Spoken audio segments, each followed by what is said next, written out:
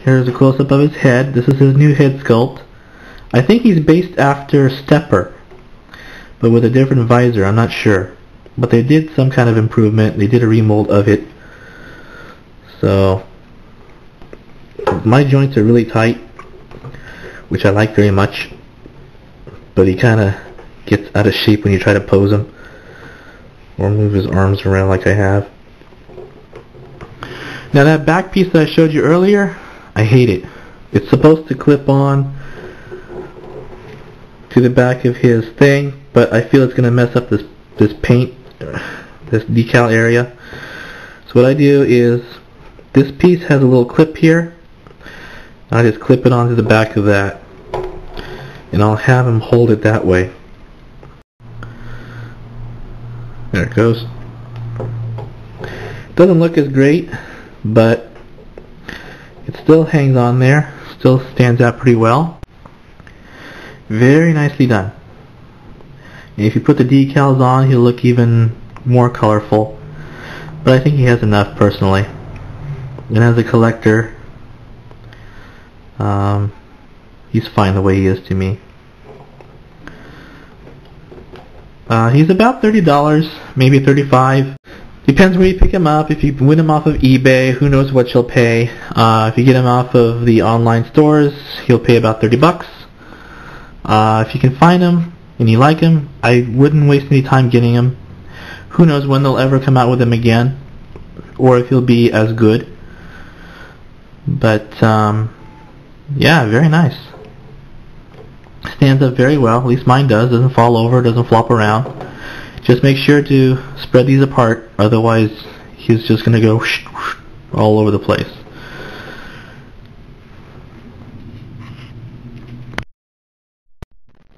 And as a size comparison, let's go with transformed Prowl here. As you can see, he's a little shorter. And Sunstreaker here.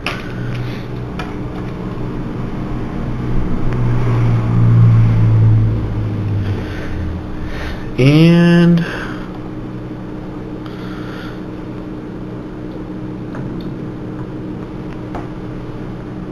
here is giant movie version Jazz.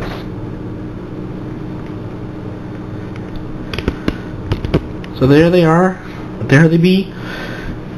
Just as a size comparison, to give you an idea of how big or small G1 Jazz is. He's really quite nice. He's got a lot of nice chrome bits to him right here and right here. Same articulation as the G1 bots like Prowl, where he has really no leg movement. No waist movement other than the wiggle. And his arms generally move. He's got elbow movement. He has some wrist movement, but it's awfully tight right now. He has shoulder movement. And that's basically about it. And he's got a firing missile. Or 3. So, anyway, that be him. Very nice character. Oftentimes he was in charge, especially early on in the Generation 1 series, where he was the one that was involved, that was the one who was placed in charge to assemble an Autobot team for each mission.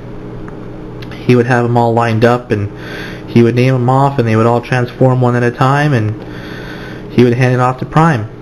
So Prime never really had a official second in command. It was either Jazz would sometimes do it, and then later on Prowl would sometimes take second command, and so on and so forth. But usually these two had it, if I recall correctly.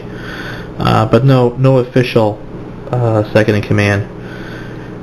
But anyway, one of my favorite characters. He sounded very cool in G1, and just a really nice figure. Very much worth adding to your collection. So if you can spare the $30 or so plus shipping, have at it, because he's definitely a must-buy. Scoring goes like this. Robot mode, 8 out of 10. Transformation, 6 out of 10. Mainly because of his waist. And as far as robot mode, he looks good. He looks real good. So I give him an 8 out of 10. So thanks for watching and see you next time. This is Sportimus signing off.